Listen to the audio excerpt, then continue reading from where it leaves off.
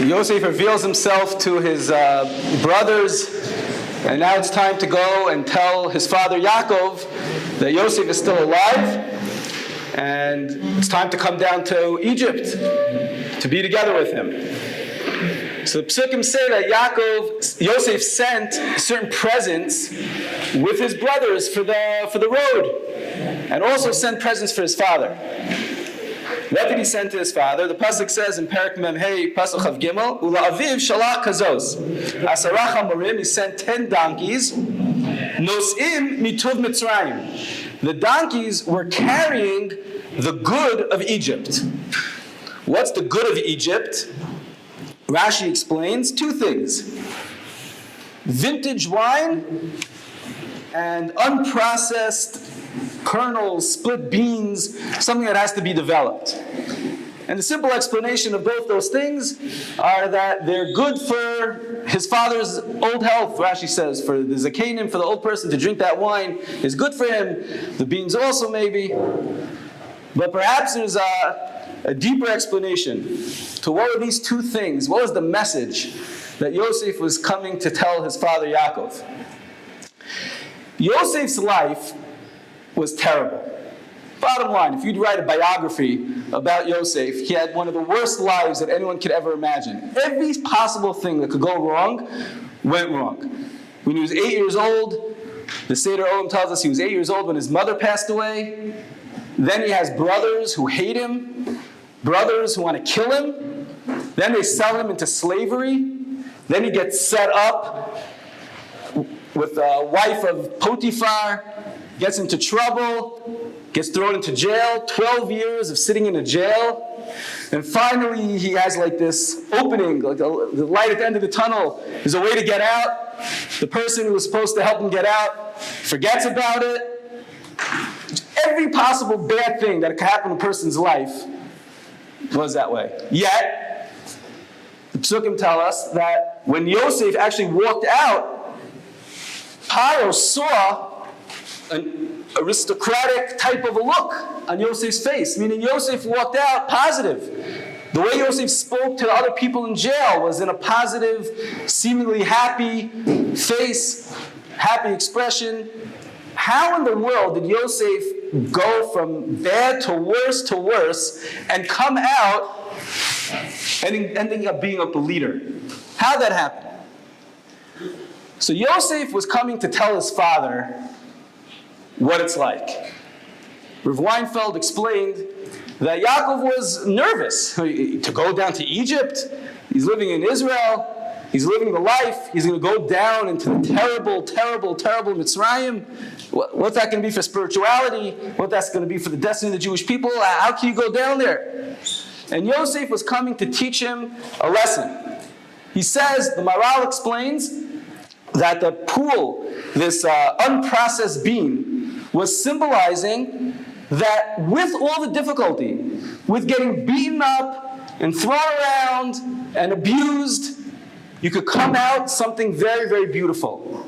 Just like the bean, when you go ahead and you grind it even more and more and more, you can make it into something very significant. You take that kernel and you make it into a very, very fine flour. You could create a beautiful bread, beautiful food, delicious, amazing delicacies.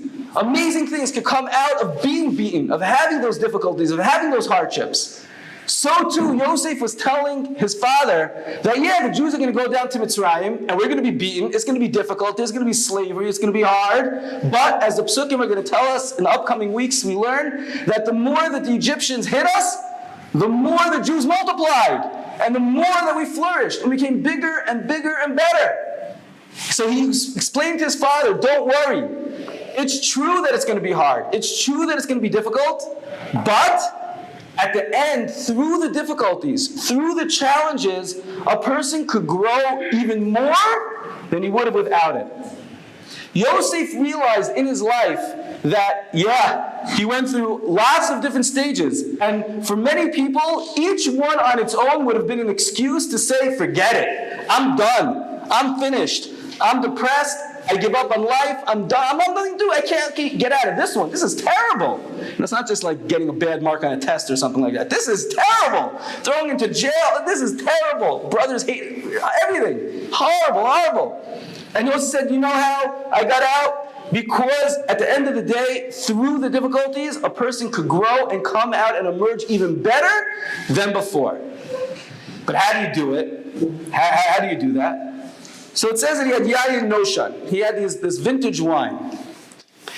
Now it's interesting, because in last week's Parsha, when Yosef gathers the brothers, they still don't know who he is. So they gather together and they're eating together.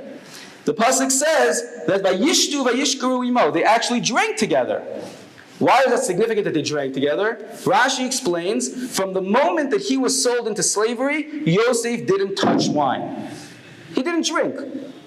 So for all these years, he hasn't been drinking. Why in the world did he have this bottle of wine? What was going on? He wasn't drinking. He didn't like, oh yeah, I'll have some wine in my cabinet. Why don't we drink? Give it to my father. He wasn't drinking. So it's clear that Yosef was saving a bottle of wine for the end when everything was going to be better. Meaning, even when he was having difficulties, even when he wasn't drinking wine, there's not a time to drink wine, life stinks right now, we can't drink. Even when you're going through the hardship, you keep a positive outlook at what's going to be at the end. There will be an end, there will be good. There's a lot of good already now in my life, and that allows a person to get through the difficulties. A person always has to realize that no matter how hard we think our lives are, and every single one of us in this room have challenges, some are a little greater than others, but everyone has their unique challenge in life, which we feel in our own little world is tremendous and difficult, and no one else has this. Why was I dealt this deck? Everyone has challenges. Everyone has their difficulties. The question is, how do you get through that? Someone pointed out to me that if you look at Hallel, we just went through 8 days of saying Hallel. If you look at Hallel, we say, Ana Hashem Oshiana Hashem, please save me, twice. Ana Hashem Etzlichana Hashem, please let me be successful, please, please, please, twice. A total of 4 times that the tune of Hallel gets a little bit more serious, and we cry out to Hashem, please save me, 4 times. Hodu Hashem ki tov, ki lo olam chasto. Oh, Hashem, you're amazing, everything is great. Thank you. 6 times. We say it. Because as much as we turn to tefillah and we cry out and we want things to become better, we always have to realize that the majority of our expression has to be in the positive. Someone might go through a difficult time, but we have so many positive things that are going on. The fact that we're able to be healthy, the fact that we're able to sit in this room, the fact that we're able to be in Eretz Yisrael, the fact that we're able to be in Yerushalayim, the fact that we're able to be in Aish Torah, the fact that we're able to learn Torah. There's so many millions of things that we could start a gratitude list and start writing how much we are blessed. The problem is that we don't think about those things, and then we get thrown the curveball. So, Ana Hashem Moshiach, save me! It's terrible! I need help! Please, please, please! And we forget. We get so sucked into that difficulty that we forget about all the good that we have. And we can't weigh them to one another, and the difficulty becomes so intense.